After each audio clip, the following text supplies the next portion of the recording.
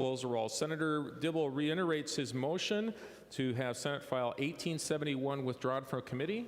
Senator Dibble to that motion. Thank you, Mr. President. Members, Senate File 1871 is known as the Conversion Therapy Ban Bill. Mr. President, members, I believe very strongly that bringing this bill before the full Senate for consideration and debate is a very urgent matter.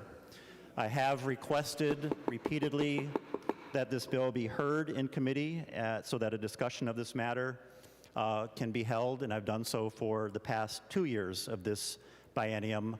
Mr. President and members, I have not received such a hearing, and with 3 days left in the biennium before we adjourn sine die, I've come to believe that I've been denied such a hearing.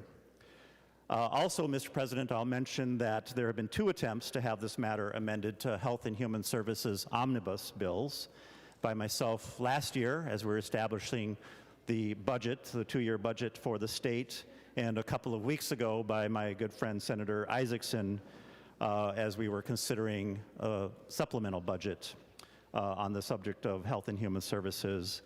In both instances, the subject was ruled not germane to those bills, and so we were also at that time denied the opportunity to have a full debate and consideration of the merits of establishing this policy, and done so by the majority.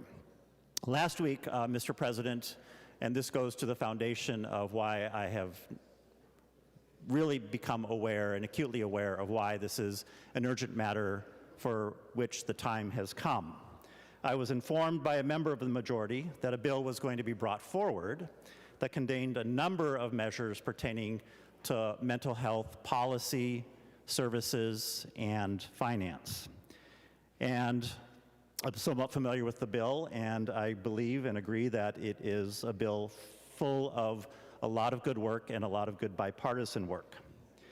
I was told that the conversion therapy, in the opinion of this member and the majority caucus, was more likely than not germane if I were to offer an amendment. However, I was told, some would say threatened, that if I attempted to do so, the bill would be withdrawn and all of that good work would be killed.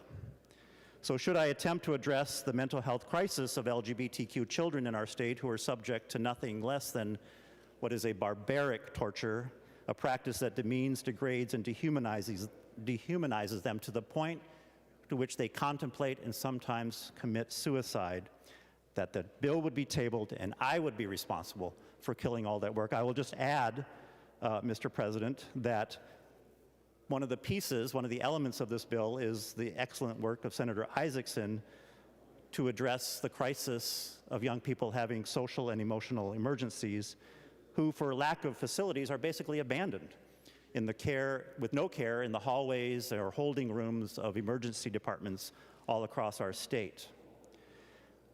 This is why I think the matter is urgent, Mr. President, because the majority, I was informed that the majority has enough votes among their caucus to allow that measure to go on to that bill. Hence, there was a push to quash it, to muzzle me, and as leaders of the state charged with the care of everyone, to turn our backs on these young LGBTQ Minnesotans. So the paradox, of course, Mr. President, the irony of this whole episode, that many of the young people who need the services in that bill for which we could have amended a conversion therapy ban would be served by that bill. We could have improved that bill, voted for it, sent it on its way to the House. Mr. President, this bill has been put out of view and out of reach for too long.